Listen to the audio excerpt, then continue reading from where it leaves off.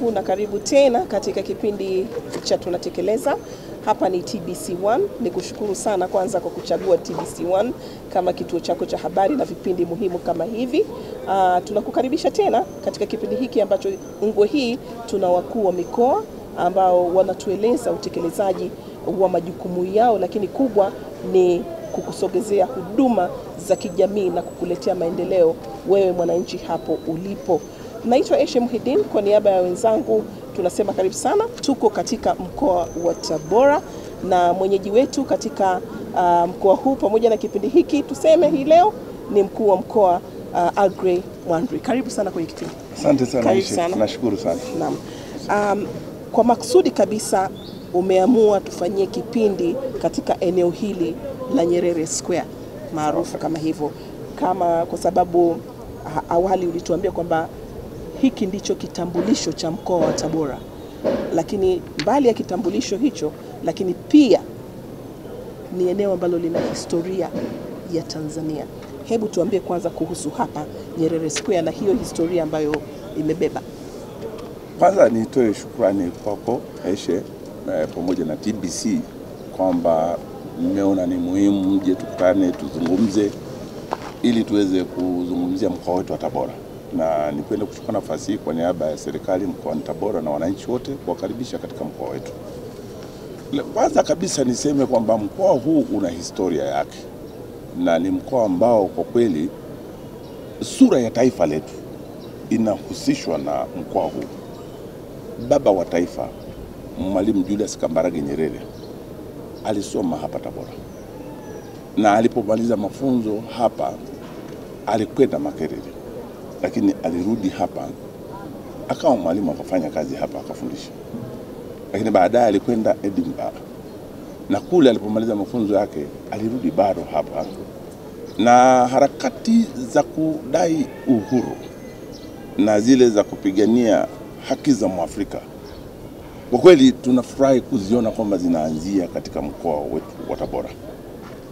Utakumbuka kwamba TANU ilizaliwa mwaka 1954, lakini baadaye tulipofika mwaka 1958 palifanyika mkutano mkubwa hapa na mkuu wa chama cha TANU.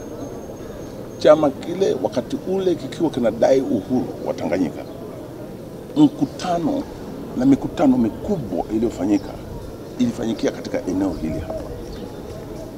Na utakumbuka kwamba baada ya mikutano ile kufanyika hapa, ukienda katika eneo la kanisa Katoliki wanaita School Center, pale ndipo ambapo kura 3 zilipigwa. Kura moja kwa ajili ya Mwafrika, kura moja kwa ajili ya Mwasia na kura nyingine kwa ajili ya mzungu. Na jambo lile wale ambao walikuwa hawamwelewi Mwalimu lilisababisha hata waondoke na kwenda kuanzisha vyama vya upinzani, wakaenda Dar es Salaam na nini. Lakini bado chama cha TANU wakati ule kikashinda kwa kishindo kikubwa. Na uamuzi ule ulikuwa ni uamuzi wa busara kwa sababu ulikuwa unaangalia maslahi mapana ya taifa. Na kwa hiyo Tabora ikawa inahusishwa moja kwa moja na jambo hili kwa sababu yalifanyika yale mambo katika viwanja hivi. Wanataaluma wanasema unapojaribu kuangalia mambo kihistoria, unajaribu kuwa wa kisayansi zaidi na wa kitafiti zaidi kuliko mtu mwingine wote. Ukifanya hivi tunavyofanya, tukianza na historia hii, Mwalimu alipofika Dar es Salaam kule, nyimbo zilizokuwa zinaimba TANU yajenga nchi, nyimbo zile zilikuwa nyimbo walikuwa wanaimba askari wa Rugaruga. Warugaruga ni hapa Urambo, ni hapa karibu. Wale walikuwa wanaimba nyimbo zile, akatohoa nyimbo zile akaziingiza katika nyimbo za kitaifa zilizokuwa zinadai wakati ule uhuru. Na utakumbuka kwamba nyimbo hizo zimekuwa zinaimbwa wakati wote ule. Kwa hiyo maamuzi mazito na makubwa katika nchi yetu wakati ule wa Mwalimu Nyerere yalifanyikia katika viwanja hivi, na kutoka hapa ndipo walipokwenda kukutana pale Mihayo, na wakaenda wakafanya maamuzi yale ya kupiga kura zile, na taifa likaenda kwa amani, na hatimaye mwaka 1961 Tanganyika ikapata uhuru, na baadaye utakumbuka kule mbele ndipo tukaungana na wenzetu wa Tanzania. Kwa hiyo tunataka niseme tu kwamba sisi wananchi wa Tabora kila siku tunaenzi jambo hili, na ndio maana unakumbuka wakati Mwalimu alipokuwa anajiuzulu, walipokuwa wanaona kwamba kuna umuhimu wa kuweka alama na kumbukumbu, ndio sanamu hii ikaja ikawekwa hapa unavyoiona. Sisi tunaita Mwalimu Nyerere Square. Kwa leo tunakaa mahali ambapo kwa kweli tunasema kwamba ndiko palipofanyikia harakati za kudai uhuru, ndiko historia kwa kweli ya taifa letu inapoanzia. Nikaona kwamba kuliko tukae ofisini, kuliko tuanze kusema labda nikae hotelini, kwa nini tusiende pale ambapo tunajua tuna baraka zote na heshima zote za taifa letu ziko hapa, ndipo tukafanya maamuzi, na ndio maana tukaja hapa. Na umeona hata na wananchi wako wametulia, wanatusikiliza, tunakwenda tunafanya hivi.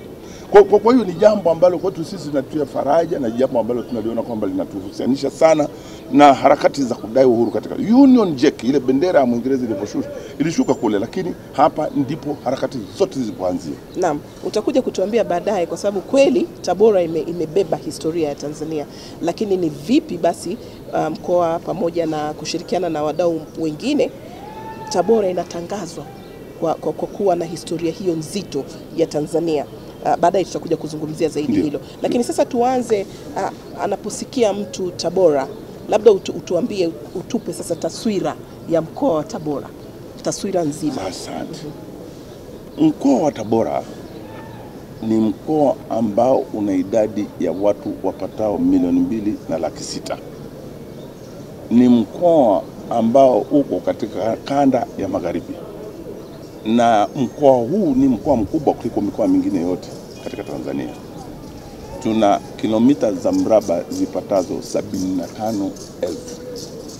Na katika mkoa huu tunazo halmashauri 8. Tuna manispaa hapa, tuna Uyui, tuna Igunga, tuna Nzega, tuna Mzega mji, tunao halmashauri ya wilaya Sikonge, tunao halmashauri ya wilaya Kaliua, na tunao halmashauri ya wilaya ya Urambo. Na nimezitaja zote 8 hizo ndizo ambazo tunalo, ukiinclude ukitanganya na hapa. Lakini kwa maana ya wilaya tunazo wilaya 7. Kwa maana ukienda pale Nzega mji na Nzega yenyewe halmashauri ya wilaya zinatengeneza wilaya moja ambayo mkuu wa wilaya anakuwa ni mmoja. Kwa hiyo tunazo wilaya 7, lakini tuna halmashauri 8. Kimsingi sisi tuko katika maeneo ya mpakani, ingawa hatuendi mpakani kama ilivyo kwa Kigoma au kwa Katavi.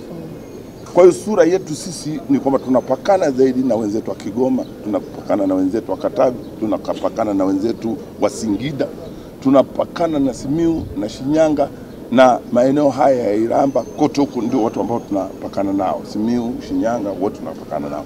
Kwa kaskazini huko ndio tunapakana nao, na Geita tunapakana nao. Kwa sura yetu, kama unataka kusema sasa taswira yetu ikoje, kimsingi sisi ni wakulima na wafugaji, na sehemu kidogo inakwenda katika mambo ya machimbo ya madini. Kama kule Kitunda tuna dhahabu, ukienda Nzega na ukienda Igunga utakuta kwamba kuna machimbo ya dhahabu kule. Na kubwa sisi 70% ya mapato yetu sisi katika halmashauri hizo zilizozitaja yanategemea kilimo na ufugaji, 70%. Kwa hiyo unaweza kupata picha nzuri ukaona kwamba ni mkoa ambao unategemea sana, kwa kweli unategemea kwa kiwango kikubwa sana kilimo. Kwa hiyo sisi tukitoka hapa sasa, mazao yetu ambayo tunalima, kwa sababu sehemu kubwa ya ardhi yetu kubwa ni eneo la hifadhi. Ukienda Sikonge pale karibu 50% pale inakuwa ni eneo la hifadhi. Ukichukua yote ukichanganya na maeneo mengine ya hifadhi unapata 50%. Lakini eneo ambalo tunalima kilimo sisi ni eneo ambalo lina 20%, na 20 nyingine zilizobaki pale ni makazi, na nyingine kidogo ambayo tunatumia sasa kwa ajili ya shughuli nyingine kama shule nini na kadhalika zinakuisha. Kwa hiyo hiyo 20 tunazungumza hapa mpaka sasa hivi tunavyozungumza hapa, 50% ya 20% ambayo ni ya kilimo hatujalima. Kwa mfano ukienda Igunga pale, eneo ambalo tunalilima ambalo linatumika, ukienda na pamba zote unazoona pale na kila kitu tunachokiona pale, ni 50% tu ya ardhi yote tulikuwa nayo hapa. Kwa hiyo utakuta kwa upande wa mifugo, kama unazungumzia mifugo, kila mtu katika mkoa wa Tabora walau ana ng'ombe mmoja, kwa sababu idadi idadi ya ng'ombe na watu ni inalingana. Sisi tuko watu 2,200,600, ng'ombe tuko 2,200,500. Ni kama tunafanana. Lakini inakuja kutofautiana zaidi unapokwenda, ukienda Igunga pale na ukienda Nzega pale. Ukakuta wale, kwa sababu hiyo ni takwimu tu. Ukienda maeneo hayo utakuta wale wana ng'ombe wawili. Kwa sababu kule ndiko kwa kweli walikuwa wafugaji wengi, na ndio maana wakati mwingine ukiangalia masuala ya mazingira unaona kwamba uharibifu unaoona unajitokeza zaidi katika maeneo hayo. Ingawa utakuja tutazungumza baadaye wakati tunapozungumzia maeneo mengine. Na wanafanya vizuri sana.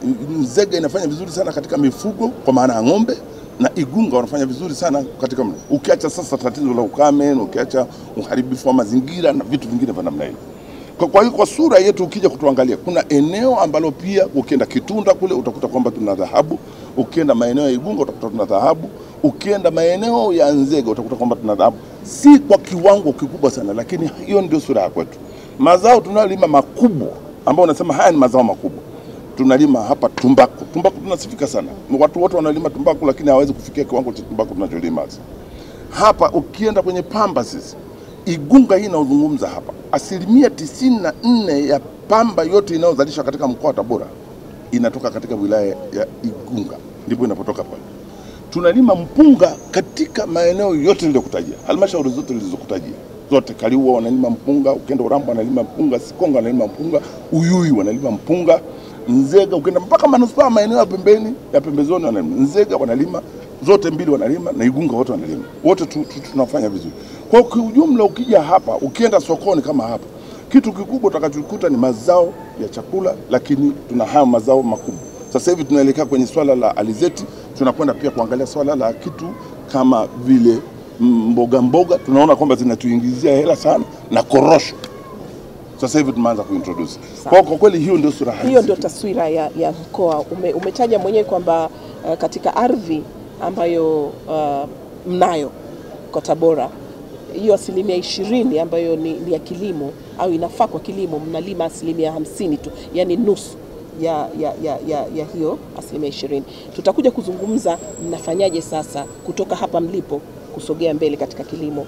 Lakini tuanze na huduma za kijamii. Twende kwenye huduma za kijamii, na kuna hili swala la afya ya jamii ambalo imekuwa ni kama kampeni hivi katika mikoa mbalimbali. Katika mkoa wako pia mnaendesha kampeni hiyo kwa kushirikiana na sekta nyingine pamoja na wadau wengine wa afya niseme, na mnahamasisha wananchi kujiunga na mfuko wa afya ya jamii. Hebu tuambie kwanza kuhusu hiyo kampeni na utaratibu, kwa sababu maelezo ni kwamba wanatakiwa kulipa 10,000 mpaka 30 na wanatakiwa kujiunga kwenye ushirika ndio wapate hiyo fursa. Sasa utaratibu mzima ukoje, lakini mwamko vile vile, kwa sababu hiki ni kama kitu kipya kwa Watanzania, mwamko ukoje? Ni swali zuri sana. Labda niiweke vizuri ili tuweze kuelewana katika swali hili la mfuko wa afya ya jamii na mfuko wa bima ya afya. Tofauti yake ni kwamba huku nyuma tulipoanza, kwa maana nia na shabaha ya mpango huu ni kuhakikisha kwamba tunaboresha huduma zetu katika zahanati, katika vituo vya afya, katika hospitali za wilaya na katika hospitali yetu ya Kitete pale. Maelekezo ya serikali na sera inatutaka sisi tufike mahali walau watu waweze kuchangia katika gharama za uendeshaji wa shughuli zinazofanyika katika hospitali yetu na huduma zinazotolewa pale. Sasa huu mfuko wa afya ya jamii unaozungumza hapa, mratibu wake ni halmashauri zetu ndio anasimamia.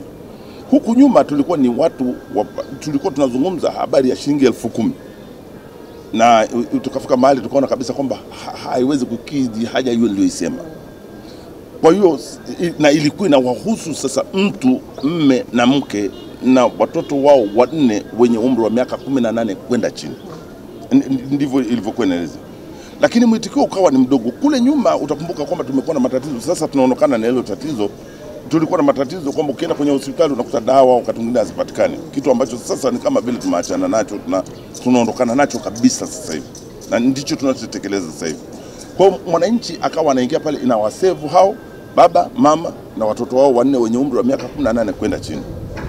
Baadaye tulipoona kwamba haiendi vizuri, tukataka tuiboreshe kidogo. kwa maana ya kwamba kama dawa hazipatikani basi hawezi kuruhusiwa kwenda akaandikiwa dawa, akaenda mahali ambapo wanakubaliana na mfuko na wakaenda pale akapata dawa, hata kama ni pharmacy ya binafsi anaweza akapata dawa.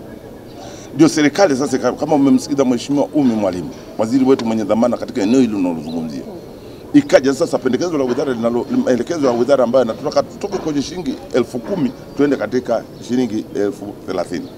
Ukaja kitu kinachoitwa mfuko wa afya ya jamii ulioboreshwa, ambao unaweza ukafanya mambo. Na huu mfuko sasa ukawa unamtizama mtu kutoka kwenye zahanati, kutoka kwenye kituo cha afya, kutoka kwenye kituo cha afya aende mpaka hospitali ya wilaya, aende mpaka anaweza kaletwa mpaka hapa hospitali ya Kitete, na aweze kupata dawa zote na kila kitu kiweze kupatikana pale MSD makao makuu ya Kahama. Sasa hivi makao makuu ya kanda yako hapa Tabora yakaenda. Kwa hiyo hii sasa ndio ambayo tunaisukuma, na tunaisukuma hii kwa sababu inatoka hata nje ya mipaka ya maeneo ambayo mtu anafanya, akishapata ile kadi yake inamwezesha kupata huduma nje ya pale. Kwa hiyo lakini ndani ya mkoa. Ndani ya mkoa. Hili sasa unalolizungumza la bima ya afya. Na pale kuna mafungu mawili, labda nimekwenda haraka sana. Yuko mtu akienda katika kituo cha afya pale, akienda katika zahanati, kwa sura hiyo nazungumza, kama hakujiunga atalipa pale kitu kinachoitwa papo kwa papo. Maana yake ni kwamba atatozwa kutoka mfukoni, atatoa pale kwa sababu ile huduma yeye hajajiunga na ile club, atatozwa pale. Lakini tukawa na utaratibu unaitwa tele kwa tele.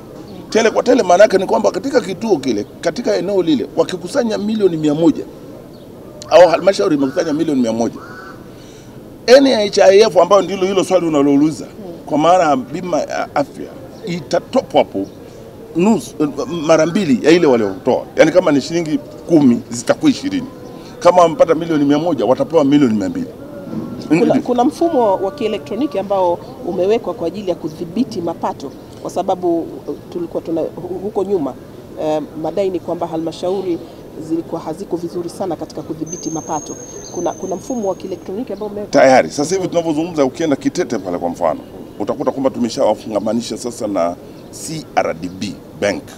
Kwa maneno mengine ni kwamba atakuwa pale, atakuwa na hati yake ile, atakuwa na kitambulisho chake kile, ataweka pale, ni kama visa ile, anaondoka akiingiza mle ndani, inakuwa inachota kutoka katika akaunti yake.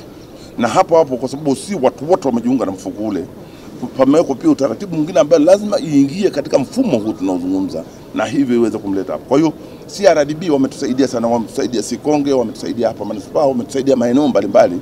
Already kuna mfumo huo, si kila mtu ameshaungana nao, lakini mfumo huo sasa una take place. Na ukienda hata leo ukienda Kitete pale utakuta kabisa na vitambulisho vinaanza kutoka, na unakuna namba zao za siri na kila kitu wanapata pale. Na hii ya ushirika ikoje? Sasa ya ushirika sasa, hili ni jambo jipya limekuja sasa. Tunayo mazao makubwa 5. Mazao ya kimkakati. Kuna zao la pamba, kuna zao la tumbaku hapa kwetu, kuna zao la kahawa, kuna zao la korosho, na kuna zao la chai. Haya serikali ikasema kwamba sasa hivi mazao haya yote kwa maelekezo ya serikali tulio nayo ni kwamba hakuna mtu anaweza akauza mazao haya nje ya ushirika. Kwa hiyo akija mtu akiingia hapa lazima auze ndani ya ushirika mazao yake. Na ndio maana unaona tunakuwa wakali sana, tukimkuta mtu anauza nje ya mfumo huu tunambana. Sasa mimi nijielekeze huko na kuulizia, ukiwa sasa ameingia katika ushirika, tunasukuma sasa mambo. Tunataka mwananchi wetu ameuza mazao yake aweze kula chakula kizuri, aweze kukaa katika nyumba nzuri, watoto wake wavae vizuri, awasomeshe vizuri na vitu vingi namna. Eneo moja ambalo tunafikiri kwamba litatusaidia na ambalo tukiingia pale litakuwa limeweka njia nzuri ya kumsaidia mwananchi mdogo mdogo, kwa sababu tunazungumza habari ya mkulima mdogo mdogo. Njia ambayo tunaona ni bima ya afya. Wenzetu wa mfuko huu sasa wa bima ya afya wakaja na mawazo kwamba mtu ukijiunga na bima hii tunazungumza hapa atalipa shilingi 76,800. Akiingia na mke wake, yani mke wa mwana ushirika, naye atalipa kiasi hicho hicho. Wana mtoto wao au watoto wao wenye umri wa miaka 18 kwenda chini watalipa shilingi 50,400. Wakiingia mle kwenye ule mfuko ule mfuko unavuka nje ya mipaka ya mkoa wa Tabora. Anaweza kaandikiwa hapa naenda Bugando atapata huduma, ataandikiwa nenda KCMC atapata huduma, nenda Muhimbili atapata huduma. Na unaweza ukajua kwamba gharama ni kubwa sana akienda kule. Akienda Mkinga iko hapa Tabora, lakini akienda pale ni hospitali ya private, kwa maana inaendeshwa pale na kanisa, wanaendesha na wale wanapata hiyo.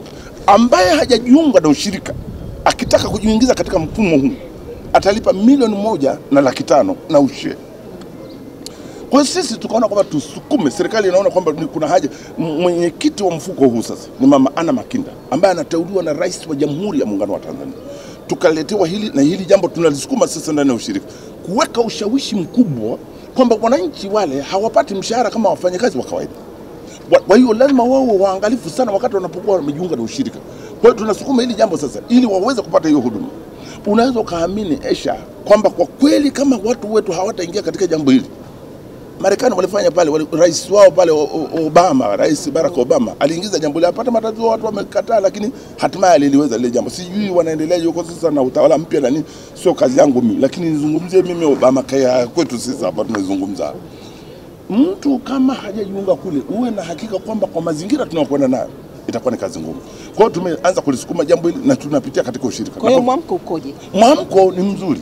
Watu wengi sana wanasema si kweli. Tumekwenda Igunga pale, tumemkuta mama mmoja ananiambia, mkuu wa mkoa, mimi katika hali yangu ya kuumomo na kwenda na wastani wa shilingi $3,000,000 zinakwenda kwa ajili ya kwenda kulipwa. Sikulijua jambo hili, lakini baada ya wewe kusemea habari hii ninakushukuru. Akasema mimi nitajiunga na mikutano mingi, kwa sababu jambo hili ni kama linaanza. Kwa hiyo kama ni swala la kufanya tathmini, kwa kweli tutaiona zaidi baada ya mauzo, kwa sababu sasa hivi pamba ndio tunafungua masoko, ukiangalia tumbaku ndio tunafungua masoko.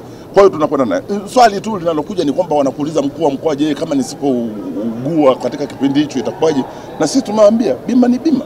Kama gari haijagongwa uweze kusema nirudisheni hela zangu kwa sababu gari haikugonga. Ni kama vile nakuja na kuchangia harusi ya binti yako.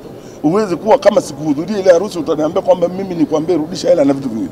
Tunatoa elimu na hamasa kutosha. Nataka nikwambie kwamba mwitikio ni wa hali ya juu. Na already tunao wanachama ambao wanatoka katika ushirika ambao wameona kabisa kwamba wazo hili ni zuri, na kwa hiyo wanafanya hivyo. Sasa sisi tunafanya kampeni kubwa, kwa sababu watu kwanza lazima wapite katika ushirika. Kwa hiyo hapo ndipo tunafanya, hatulazimishi, lakini tunafanya ushawishi mkubwa. Sasa wakati mnafanya ushawishi mkubwa kwa wananchi kuingia kwenye bima, mfuko kwanza wa afya ya jamii, lakini pia bima ya afya, umeeleza vizuri jitihada ambazo mnazifanya kwa kuhakikisha kwamba wananchi wanapata huduma ya afya. Lakini hebu tuambie sasa kuhusu idadi ya zahanati mlizokuwa nazo, vituo vya afya na hospitali za wilaya, lakini tuje mpaka kwenye hospitali ya rufaa ya mkoa, kwa sababu tatizo lililopo nchi nzima ni kwamba vituo vya afya havitoshelezi.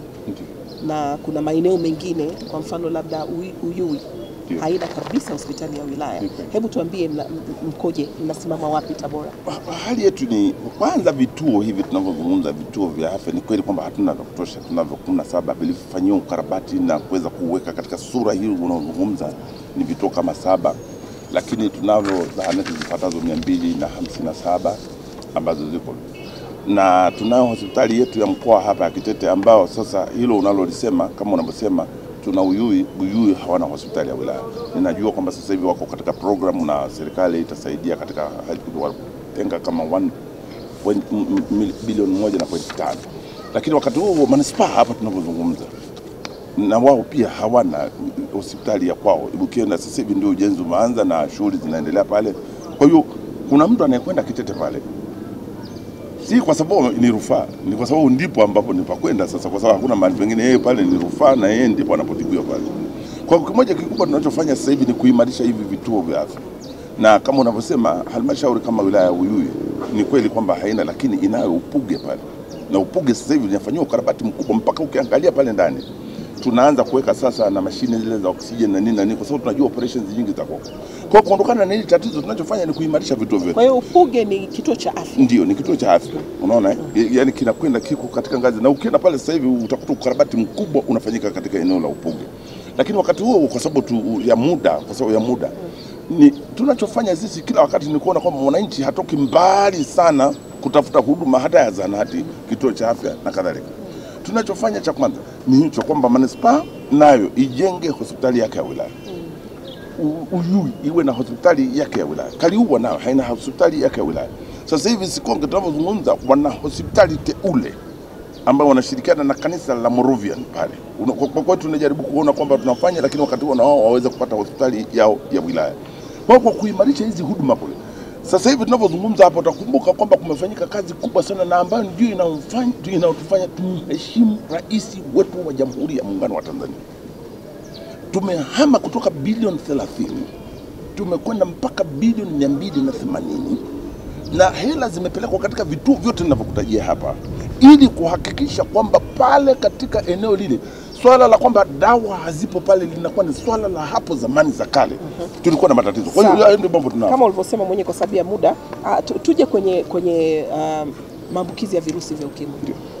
Kwa Tabora maambukizi ya virusi vya ukimwi yako 5.1%. Hiyo ni idadi kubwa ya watu. Hebu tuambie kwanza, unadhani ni nini kinasababisha hilo, lakini na hatua ambazo mnachukua? Nikwambie wewe unaiona 5.1 unaiona kwamba ni kubwa, lakini mimi niulize kwani mlitokea wapi? Mwaka 2003 2004 tulikuwa kwenye 7.1. Tukasogea hapa katikati hapa kwenye 2010 hapa na kusogea. Tukarudi kwenye 6.1. Leo tunavyozungumza kama unavyosema kabisa ni kweli hicho unachosema. Tumeshuka mpaka tumekwenda kwenye 5.1. Lakini kuna hili la kwa sababu ya takwimu watu wanakuwa wanajisahau. Unajua kidogo watu wamejisahau. Kuna wakati kulikuwa kuna jitihada mahususi kabisa na watu walikuwa wanajitambua, lakini sasa hivi watu wanajisahau. Ninakubaliana na wewe. Jitihada tunazozifanya sisi, moja, watu wote duniani waliofanikiwa katika eneo hili, kazi kubwa ya kwanza ambao wamefanya ni kutoa elimu kwa watu wake, ni kuwaeleza chanzo hiki cha tatizo hili linatokana na nini, hali ya kujamiana, kwenda kupiga sindano, kushiriki, huyu ametumia sindano hiyo ikatumika tena na mtu huyo, ukeketaji na masuala mengine, masuala ya tohara tunapozungumza hapa, kwa sababu tohara inatajwa kwamba ni moja ya sababu ambayo inachangia sana kwa Tabora tatizo hilo. Lakini sasa hivi katika kila zahanati na katika eneo lolote lile la kutoa huduma za afya tumeweka mpaka kitengo cha kuweza kusaidia, kwa sababu hii kushuka hii ni kwamba mwamko umekuwa mkubwa. Tohara sasa kwa upande wa wanaume unaona kabisa kwamba inafanyika, kwa hiyo imetusaidia katika eneo hilo, na huo ndio mkakati. Lakini kubwa zaidi tunatoa elimu. Sasa ikishindikana, kwa sababu watu wana imani zao na najua watu wanaosikiliza wanaotokana na imani mbalimbali. Kiongozi wa dini atasema hivi, amri ya 6 inasema usifanye hivyo. Huyu atasema tii amri za Mungu. Lakini ikifika mahali imeshindikana, serikali itakwambia kwamba ukienda uchukue tahadhari kwa ajili ya kutumia vifaa ambavyo vitakuzuia usije kupata maambukizi. Tuende kwenye elimu hiyo tunaita. Umezungumzia elimu, lakini hiyo ilikuwa elimu kwa ajili ya maambukizi ya virusi vya ukimwi. Tuende kwenye elimu. Tabora mnafanya vizuri sasa hivi, hatimaye mmeshika nafasi ya 3 katika mtihani wa taifa mwaka jana kwa sekondari, na kwa upande wa shule ya msingi nafasi ya 10. Ndiyo.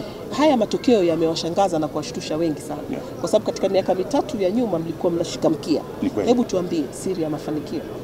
Moja ya mambo ambayo tumefanya, na nieleze kabisa, ni jambo ambalo rais wetu wa Jamhuri ya Muungano wa Tanzania amelifanya, Dr. John Pombe Magufuli. Sisi watu wa Tabora tunampongeza rais kwa hatua alizochukua. Tunampongeza rais kwamba amefika mahali akaanza kuangalia watu wanyonge katika nchi yetu, na akaondoa beria zote zile zilizokuwa zinazuia watoto kwenda shuleni. Kwa shule za msingi, shule za sekondari na shule za awali zote zikafunguka. Na utakumbuka kwamba hata kule kwenye vyuo vikuu nako eneo la ruzuku ya serikali imejitumbukiza kwa nguvu kubwa kule. Kufungua huku kwenyewe kwanza kumeleta mafanikio makubwa, kwa sababu kuna mtoto mwingine anashindwa kwenda pale shuleni kwa sababu akienda pale anadaiwa mchango huu, mchango ule. Mheshimiwa Rais ametoa maelekezo kwamba tuhakikishe kwamba pale shuleni mtoto wa Mtanzania mnyonge anasoma. Mmetokaje kwenye sasa kutoka mkiani huko? Tulichofanya hapa, hamasa ilikuwa ni kubwa. Kama ulikuwa unaangalia katika vipindi, mimi nilikuwa naingia darasani nafundisha. Uliwahi kuona mkuu wa mkoa anafundisha? Najua wako wenzangu ambao wanafundisha, lakini mimi ni mmoja wao. Kwa hiyo tumefanya kazi kubwa na kampeni ile tumeifanya kwa nguvu. Tumezuia hii habari. Nitaeleza habari za utoro na vitu vingine tumezuia na nini. Lakini tukafanya kazi kubwa kuhakikisha kwamba tunaweka hamasa kwa walimu wetu, maafisa elimu wetu, na semina mbalimbali zimekuwa zinafanyika. Tumekuwa tunakutana na Mwanakiungi pale na kulizungumzia jambo hili kwa uzito mkubwa. Ndipo palipozaliwa hata na mawazo kusema kila nyumba ya mwana Tabora itupatie graduate wa chuo kikuu. Yalitokana na hali hiyo tulizungumza. Kwa hiyo tukaanza kuangalia mazingira ya walimu wetu. Tukaona walimu wakati mwingine wanaonekana wamenyong'onyea. Zile haki zao tumeanza sasa kuhakikisha kwamba tunaziratibu vizuri, kujua kwamba tumekwama wapi, kutoa motisha kwa ajili ya walimu wetu. na kama kuna madai yao tunasimama katika nafasi zetu kuhakikisha kwamba madai hayo kwanza tunayatambua, lakini tunafuatilia kwa karibu kuona kwamba haki zao zinalipwa na mambo mengine. Lakini wakati huo tumetaka watoto waingie darasani na watoto wasome. Utakumbuka kwamba kulikuwa kuna kampeni kubwa sana hapa kupata madawati, vitabu vya kiada na vitabu vya ziada na walimu kuingia. Hivi tunavyozungumza sasa hivi tunapojiandaa kwa mitihani, tunazo shule utapita saa 12 asubuhi, mimi wanaamka mapema sana. Saa 12 unakuta walimu wako madarasani asubuhi wanafundisha. Wengine wana sit late. Sasa hivi tuna camps, ukienda Urambo kule kuna camps kabisa tumeweka pale za watoto wanasoma muda wa ziada ili kujifunza vizuri. Si tu kwa maana ya kufaulu mtihani, lakini kwa maana uelewa mpana, ili hata kama hawatapata nafasi za kuendelea kule mbele ya safari, at least wanakwenda vizuri. Kwa hiyo ni motisha. Ni motisha. Siri hapo ni motisha. Uligusia kidogo kuhusu utoro. Utoro kwa shule za sekondari mko asilimia 9.7. Ni kweli. Na shule za msingi ni asilimia 3.1. Hizi takwimu zilitolewa na Waziri Mkuu Kassim Majaliwa wakati wa uzinduzi wa mbio za Mwenge kule Geita, na alikuwa mkali kidogo. Hebu tuambie ni hatua gani ambazo mmechukua kudhibiti sasa huo utoro ambao ni wa kutisha? Nyinyi wa mkoa wa kwanza Tabora kwa utoro. Aisha, nataka niseme kwa niaba ya wananchi wote wa mkoa wa Tabora na kwa niaba ya serikali, anachosema Mheshimiwa Waziri Mkuu ni kweli, na mimi natii maelekezo yake na nitafanya.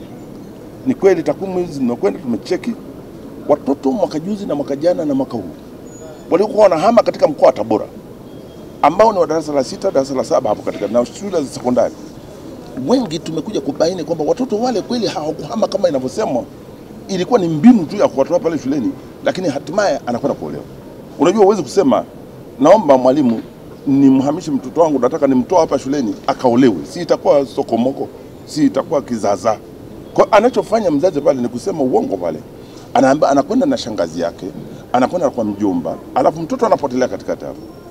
Sasa sisi haya maelekezo na hizi takwimu anazotoa Mheshimiwa Waziri Mkuu ni sahihi. Kwa hiyo ni kweli kwamba utoro unatokana na mimba za utotoni, ndoa za utotoni, pamoja na watoto kutumikishwa katika mashamba ya tumbaku pamoja na migodi. Ndio, ni kweli. Kwa hiyo unatokaje hapa sasa? Hapa tunatoka safari hii sasa hivi tunavyozungumza hapa sasa hivi. Nitakabidhi orodha ya watoto wote watoro. Sitatoa namba. Uyui yenyewe hapa ina watoto 3500. Wako sekondari ni kubwa. Ukienda Nzega pale kuna watoto 740 wa shule za msingi. Watoro wanaletwa. Kazi inayofanyika sasa hivi tunavyozungumza hapa, wakati huu tunapojua watoto wako likizo, niangalie macho yangu na niangalie midomo yangu. Tunachofanya sasa hivi ni kuhakikisha kwamba tunapata orodha ya watoto wote ambao ni watoro kule shuleni. Wote wale ambao hawako shule tutakwenda kuangalia daftari la mahudhurio, tutakwenda kuangalia register, kucheki kwa namba. Tutatoa majina yale. Tukishatoa majina yale yatabandikwa katika mbao katika ngazi zote, kutoka kwenye kitongoji, kutoka kwenye kijiji, kutoka kwenye mtaa, kutoka katika kata, tarafa, mpaka katika halmashauri yenyewe inahusika. Nitawakabidhi majina wakuu wa wilaya, kila mmoja na jina. Na hii jambo nashukuru kwamba limeulizwa hapa. Aibu iliyotokea hii haitatokea tena katika mkoa wetu wa Tabora.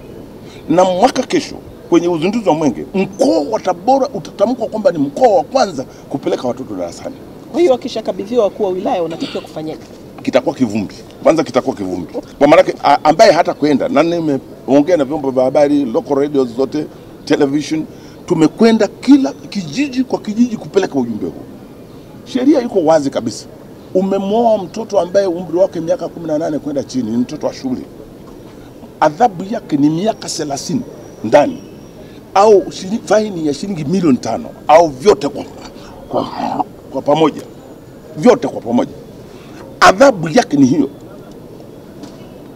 Adhabu ya pili, kwa mwananchi tu wa kawaida amekaa mzembe tu hivi, hakupeleka mtoto shule, amekaa na mwangalia pale, shilingi 30,000 mpaka 50,000. Iko chini kidogo. Nafikiri kutakuwa kuna haja ya kuangalia kifungo cha miezi 3 au vyote kwa pamoja. Kwa hiyo hivyo mtoto mtundu imeandikwa pale kwamba naye tutampeleka katika eneo ambalo atakuwa na tundu. Kwa hiyo mimi nachotaka kusema tu ni kwamba tumeshaongea vya kutosha, tumeelewana. Kwa hiyo kazi hii itafanyika na tutatumia nguvu kwa kiwango kile ambacho kitafanana na corruption yenyewe. Kwa hiyo kama ulivyosema, kiwango hiki cha huyu ambaye mzembe tu ampeleki mtoto shule ni kuanzia shilingi 30 mpaka 50. Unadhani tatizo pia ni sheria au tatizo ni usimamizi? Mimi nadhani kubwa ninaloliona pale mimi ni usimamizi wenyewe wa sheria yenyewe, enforcement. Kwamba kila mtu katika nafasi yao, katika hao wote niliowataja, akisimama katika nafasi yake, nina hakika kwamba jambo utaona mfano wake kutoka katika mkoa wa Tabora. Halitarudiwa tena, halitatokea tena. Tulipoanza kipindi ulipokuwa unatoa kwanza ulipokuwa unaeleza kwa nini tunafanyia kipindi hapa Nyerere Square, lakini pia kutoa taswira ya mkoa wa Tabora, umesema kwamba baba wa taifa Mwalimu Julius Nyerere alisoma Tabora, kwenye shule ya sekondari ya wavulana Tabora maarufu sasa kama Tabora Boys, lakini vile vile amefundisha katika shule ya Milambo. Sasa hebu tuambie, kuna shule nyingine ambayo ni maarufu na imetoa watoto wa mjini wanasema vichwa, shule ya sekondari ya wasichana Tabora, Tabora Girls. Mnatumiaje pamoja na eneo hili tulilopo na eneo la kura tatu kutangaza mkoa wa Tabora? Kwa sababu inaonekana hivi ni vivutio pia, vivutio, kwa sababu Tabora imebeba historia ya Tanzania. Ni kweli. Na utangazaji huu sisi tunachofanya, kwanza tunashukuru kwamba sasa hivi hizo shule zote tunazozungumza zimefanyiwa ukarabati wa hali ya juu sana. Tumetumia bilioni 1.8 kwa ajili ya kufanya kazi hiyo unazozungumza hapa. Na sasa hivi ukienda kwa mfano Tabora Boys ambao umetaja hapo, kiko chumba kabisa ambacho kinaonyesha kumbukumbu za tano, kinaonyesha na historia ya nchi yetu, mwalimu alivyosoma pale na nini, na kimetunzwa vizuri. Na sasa hivi tumekifanyia ukarabati, kwa hiyo tunarudishia picha zake zikae vizuri, na ukienda pale utakuta kwamba kuna kumbukumbu hizo. Kwa hiyo moja tunachofanya ni kwamba watu wanaotembelea katika mkoa wetu wanapata fursa ya kwenda pale Tabora Boys, wanasoma historia ya nchi yetu, wanamwangalia mwalimu, hata zile captions ambazo mwalimu alikuwa anazizungumza tu, hata yale mashairi ambayo mwalimu alikuwa anatunga yale na kuyatoa, unakuta yako pale yamekuwa captured na kumbukumbu mbalimbali ziko pale. Kwa hiyo watu wakija wetu wanakuja, wanakwenda pale, wanajionea wao wenyewe. Wakienda katika shule kama ya Tabora Girls utakuta kwamba mtu kama Profesa Joyce Ndalichako alisoma Tabora Girls. Nani watu wanavutika, wanajua kwamba uongozi Tabora imesaidia katika kuunda uongozi wa nchi yetu ya Tanzania. Walitoka mwaka 1929 huko nyuma huko, watoto wa machifu na nani wote walikuwa wanasoma katika shule hizi ambazo unazungumza. Kwa hiyo wanapofika hapa mara nyingi sana wanapenda kuzitembelea maeneo. Sasa hivi tunao watu waliosoma katika Tabora Boys ambao wanasema kabisa tungetaka tupate nafasi ambayo itatusaidia katika kuhakikisha kwamba tunajenga ukuta kuzunguka shule ya sekondari ya Tabora Boys. Kwa hiyo unaweza kuona jinsi ambavyo watu waliosoma pale wanaita alumni wale wanakwenda pale, wanataka na wao wapate fursa, waende pale wakasaidie na wachangie katika shule zile, na wao waweke alama pale, kwa sababu wanakumbuka kwamba ni historia yao na historia ya nchi yao. Kwa hiyo ni jambo ambalo tunalitangaza na kila mtu anafahamu. Kila mtu akifika hapa, naomba mnipeleke Tabora Girls, Mirambo na kadhalika. Tuzungumzie hili eneo ambalo tupo hivi sasa, Nyerere Square. Hali yake inaonekana sio nzuri. Ndio. Kama vile ambavyo watu wangetegemea. Nimefanya hivi kwa makusudi au kuna mipango gani ya kuboresha ile eneo lipate kuonekana kama ilivyo hadhi yake? Kuna vitu vinafanyika hapa, kama ukiangalia vinakwenda slowly, na kama historia yenyewe ilivyokuwa. Ukiangalia maeneo haya yote wanaokaa vijana wetu hawa, ni maeneo ambayo unaona yamepandwa miti. Angalia kila nyuma ya kila kibanda unaona mti mmoja. Unaona miti hii iliyooteshwa hapo, yote unaona hapo. Ni kweli eneo la kumbukumbu ungependa uliache likabaki hivyo. Ukienda Bethlehem pale, Bethlehem hawapagusi sana, wanapacha panafanana na jinsi palivyokuwa wakati Bwana Yesu anazaliwa pale. Kwa hiyo na nyinyi mmeamua sisi tunachofanya hapa ni uzuri wa hapa, tunataka tuuboreshe, kwa maana kupanda miti, kuweka uzuri mzuri, madadi, kupanga vizuri, watu wetu wakae vizuri, na soko likae vizuri, lipangwe vizuri, lakini ile sura ya asili kama unavyoiona na kama inavyoonekana na maeneo haya ambayo pale kuna jiwe pale liliweka pale kuonyesha kwamba ndipo mkutano ile nilisema imefanyika hapa, tunataka tuvihifadhi hiyo, lakini kuboresha kidogo bila kuathiri ile sura na umbile kamili la huko nyuma ilivyokuwa. Tuje kwenye maji, huduma ya maji safi na salama. Tupe kwa muktasari upatikanaji wa huduma safi na salama, maji safi na salama. Safi na salama kuanzia katika ngazi ya miji, alafu tuje na vijijini. Kinachotuongoza sisi hapa ni zile asilimia ambazo tumejiwekea. Tungependa katika awamu hii ya Dr. John Pombe Magufuli, Mheshimiwa Rais wetu, watu wa vijijini walau wafike katika asilimia 80 na watu wa mjini hapa 90%. Mjini iko vizuri zaidi kuliko kule vijijini. Na ni vizuri tukakiri hapa tukasema kwamba eneo hili ni eneo ambalo so far hatujaenda mwendo ule hasa tunaofahamu kwamba ndio tunataka kwenda, na nitakuonyesha jitihada zinazofanyika. Mmekwamishwa na nini? Moja, kwanza kabisa tukubaliane, eneo kama la Kiliua unalozungumza hapa mpaka tunapozungumza sasa hivi ndipo sasa tunapozungumza habari ya miradi ambayo tunaipeleka pale kwa ajili ya kusaidia na kuona kwamba Kaliua ilikuwa hapo zamani za kale ilikuwa ni sehemu ya halmashauri ya wilaya Urambo, lakini baadaye kwa ajili ya kuongeza ufanisi kule ikarudi upande ule mwingine. Hatuna miundombinu ambayo imewekwa pale. Kwa hiyo eneo lile ni eneo ambalo kidogo lilikuwa ni nyuma, na eneo kubwa lilikuwa ni eneo la hifadhi. Lakini sasa kwa maamuzi haya ambayo yamefanyika sasa, halmashauri ya wilaya ya Kaliua sasa tunaanza kuona kwamba tunapeleka pale, na mpango ulioko pale kwanza ni ule wa kupata maji kutoka mto Malagarasi. Maji yale yatoke kule yaje hapa, na sasa hivi kuna feasibility study inafanyika, upembuzi yakinifu na vitu vingine kuhakikisha kwamba Kaliua wanapata maji. Ukienda Urambo ni eneo ambalo nalo lina tatizo la maji kama tunavyozungumza. Watu wengi hao wanaozungumza maeneo haya ni watu ambao wanapata maji kutoka kwenye visima na wakati mwingine wanapata katika mabwawa. Kwa hiyo kubwa tunalofanya pale ni kutoa elimu kwa umma, wananchi wetu wajifunze kwamba ni muhimu wakachemsha maji. Sikonge equally haiko vizuri pia, kwa maana ya kwamba tunaweza tukajidai tukasema tumefanya vizuri, lakini jitihada ni kubwa sana zinafanyika pale kuhakikisha kwamba miradi ya maji pale inaimarika. Na kinachokuja sasa kutuondoa katika matatizo ya uyui nayo, kwa maana nikitaji hivi wale wakisikia wasikia wakafikiri kwamba mkuu wetu wa mkoa katusahau.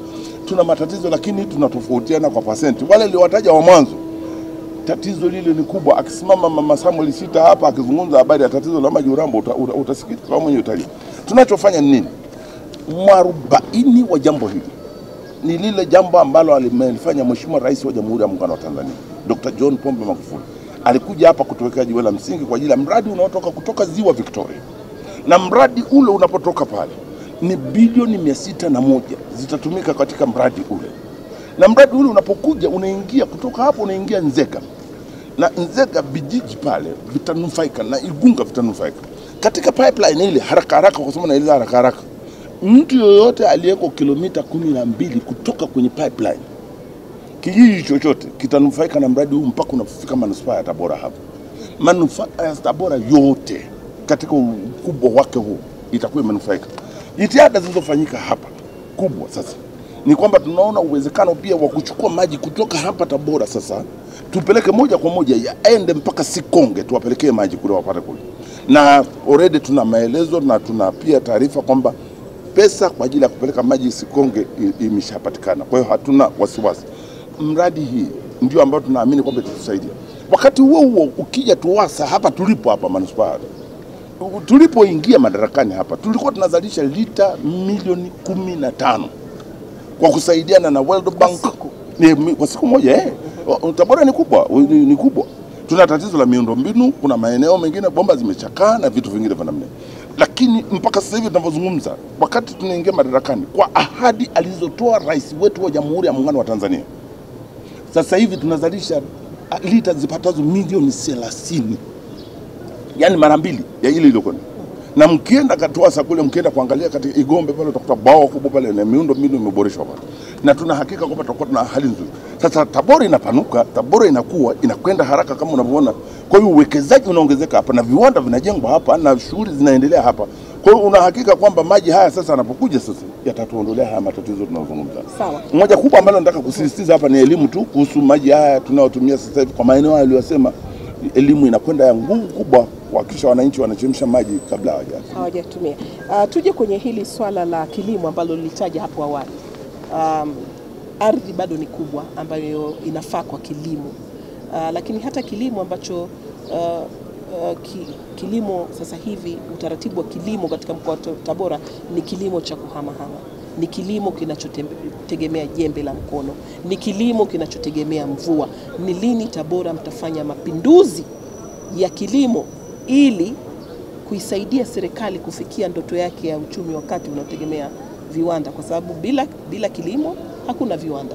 Moja ya mambo makubwa ambayo tunaamini kwamba haya yatakuwa sasa ndio jawabu la matatizo tunayo ni kuhakikisha kwamba tunaingia katika programu ambayo inaitwa matumizi bora ya ardhi.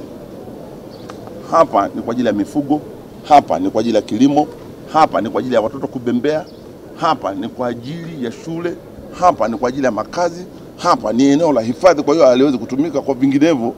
Hiyo ndio tunaliona kwamba ni jambo. Kwa hiyo mtu atakaye hama atatuambia sasa anahama wapi, kwa sababu tumesema watu wa mifugo watakaa hapa na tutahesabu idadi. Sasa kama kuna watu wanatuletea mifugo kutoka katika mikoa mingine wanashusha huku kwa kutumia malori, sasa hao sisi tutafuatana nao. Hatuwezi kuruhusu jambo la namna hiyo. Tunafika mahali alafu tunasema kwamba mmefanya. Huwezi ukaleta mapinduzi ya kilimo katika eneo lako kama huna nidhamu katika matumizi ya ardhi yenyewe. Tunachofanya sisi kama mkoa hapa ni kwamba tumeziagiza halmashauri zetu kwamba ziainishe maeneo ambayo yatatumika kwa ajili ya mifugo, na kufika mahali tutoe elimu kwa wananchi wetu wajue kwamba ni kwa nini hatuwezi kwenda na makundi makubwa. Tuangalie ubora zaidi. Tunachowaambia tena, tunatumia lugha nzuri, tunavuna mazao yetu ya mifugo. Kwa hiyo sasa hivi tunapozungumza hapa, tunakwenda katika kutafuta madume ya kisasa mazuri ambaye akipanda majike yale mnaweza mkapata nyama zaidi kama ilivyokuwa kwa wenzetu wa Botswana. Maanake nilikuwa nikuulize, ulisema kwamba idadi ya ng'ombe Tabora ni sawa na idadi ya wakazi wa mkoa wa Tabora. Lakini wingi huu wa ng'ombe unasaidiaje mkoa wa kiuchumi? Ni kweli kabisa kwamba unasaidia mkoa wa kiuchumi, lakini kubwa tunalolenga pale tunajaribu kuangalia ninachosema ng'ombe. Ukisema ng'ombe bila kujali ni namna gani, ng'ombe ni utajiri. Lakini sasa ninachotaka kusema hapa ni kwamba watu wetu, na ndio maana nazungumza habari ya madume, lazima kusema ni Botswana pale ng'ombe mmoja anatengewa ekari zipata 7. Hapa sisi ekari 7 unaweza kukuta ng'ombe 100 mle ndani. Wanakula mpaka watakula na udongo. Kwa hiyo ukienda namna hufiki, huwezi kufika. Lakini elimu ikitolewa vizuri kwa wananchi wetu, ukienda Nzega pale ukamweleza mwananchi vizuri kwamba vuna ng'ombe hawa kiasi hiki alafu watazaliana tena watakuja kiasi, una hakika kabisa kwamba utakwenda. Elimu ni jambo muhimu sana katika jambo hili.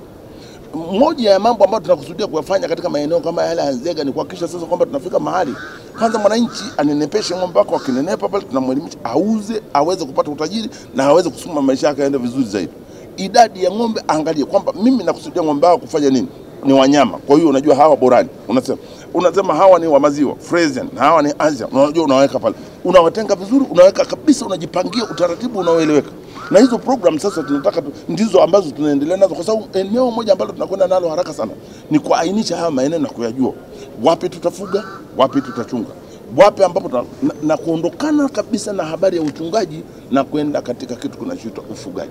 Kuanzisha ranch la kisasa na majani ya kutosha na jako na magombe yale yanakaa kule yananepeana. Huo ndio mpango wa muda mrefu. Ndio mpango tunakwenda. Tuje kwenye tumbaku.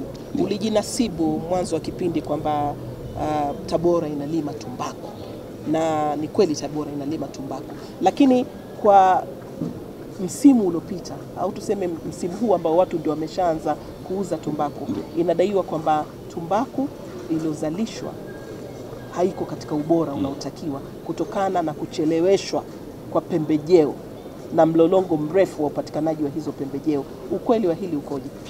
Kwanza ni vizuri wakati tunapozungumzia mambo ya mazao haya na yalivyokwenda na nini, tukawa waangalifu, kwa sababu wanaotakiwa kutuambia habari ya ubora wenyewe kwanza ni wanunuzi wenyewe, wizara wanunuzi ndio na mamlaka zenyewe, wanaonyesha wasiwasi, ndizo zinazo nani, wanunuzi ndio wanaonyesha wasiwasi.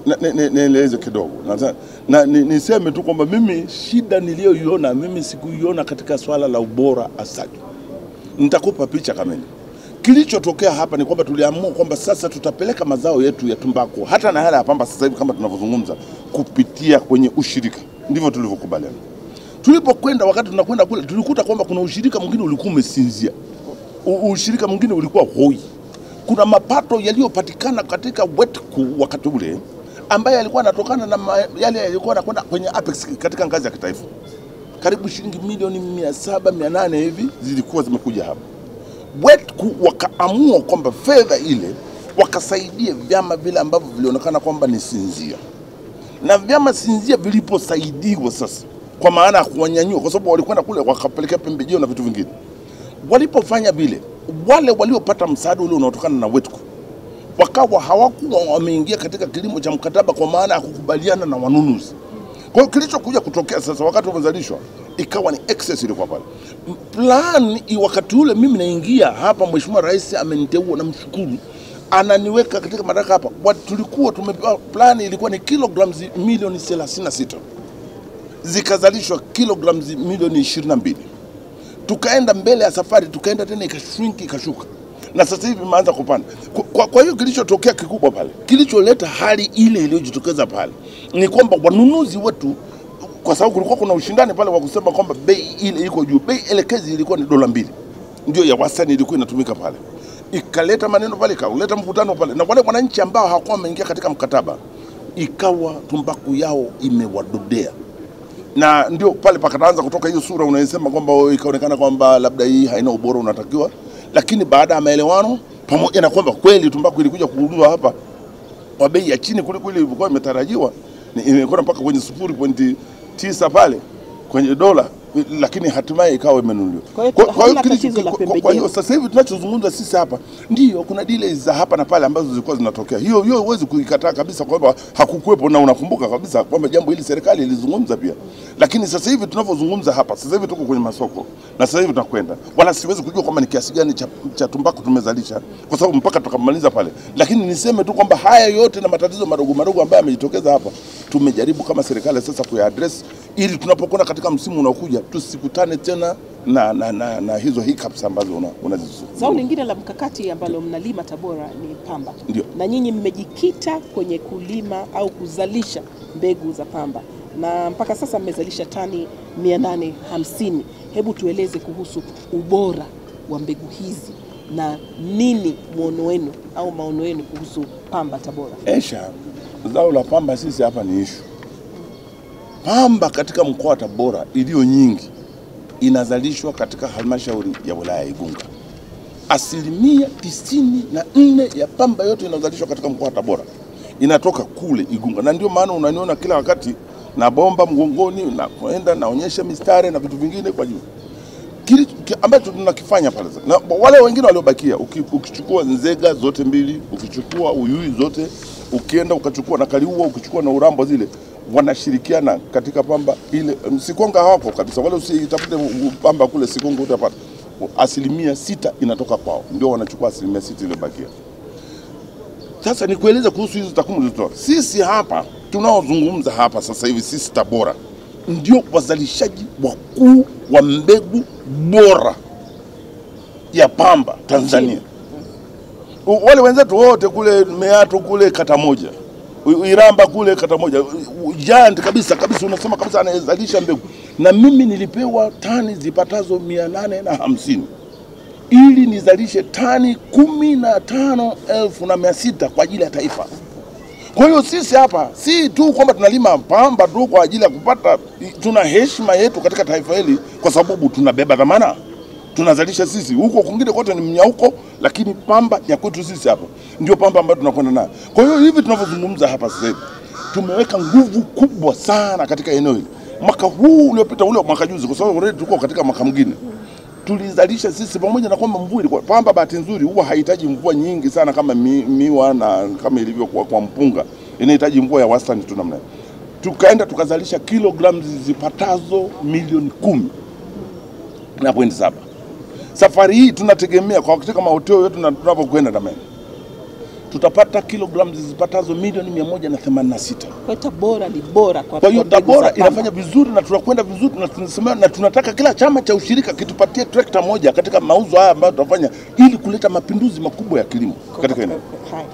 Mkuu wa mkoa, wakati unazungumzia kuhusu kituo cha afya Upuge na jinsi ambavyo kinaboreshwa kwa ajili ya kukidhi haja, kuna pale Upuge tofauti na hospitali au vituo vingine vya afya, kuna mitambo ya kuzalisha oxygen ambayo inaendeshwa na gesi. Ile mitambo, ile oxygen inatakiwa kwenda kwenye vyumba vya kufanyia upasuaji. Katika maeneo mengi sana hicho kitu hakipo, lakini Upuge kipo. Kibaya ni kwamba kwa miaka 4 sasa ile mitambo haijafanya kazi kwa sababu tu hakuna wataalamu. Mkuu wa mkoa, hili unalitolea kauli gani? Kituo cha Upuge kiko katika halmashauri ya wilaya ya Uyui. Ni kituo ambacho kwa nature ya wilaya ya Uyui una hakika kwamba ukimpeleka mtaalamu pale ambaye ana uwezo mkubwa kama medical in charge pale, na ukumbuke kwamba nakwambia kwamba halmashauri ya wilaya ya Uyui hivi tunavyozungumza yenyewe kwanza haina hospitali ya wilaya, itafanya vizuri. Moja ya matatizo unakuta sio Upuge tu, sasa hata ukienda Busondo utakuta matatizo hayo, ukienda Ipili utayakuta, ukienda kule Kitunda utayakuta, ukienda kule Usoke utayakuta. Ni kwamba mpaka sasa hivi tunajaribu kama serikali kuona kwamba tunapata wataalamu wa aina mbalimbali wa kuendesha shughuli katika vituo hivi sasa, ili tuweze kutoa huduma hizo, hasa zile huduma za mama na mtoto, kwanza ndizo ambazo tunazipa kwa kasi kubwa. Na moja ya matatizo ambayo tumekutana nayo ni kwamba kule nyuma tumeingia sasa tukawa hatuna wataalamu. Kuingiza mitambo pale, unapoingiza mitambo kama ile, unaposema kwamba itafanya kuendesha pale, lazima upate wataalamu ambao watakuwa wanaendesha ile mitambo pale.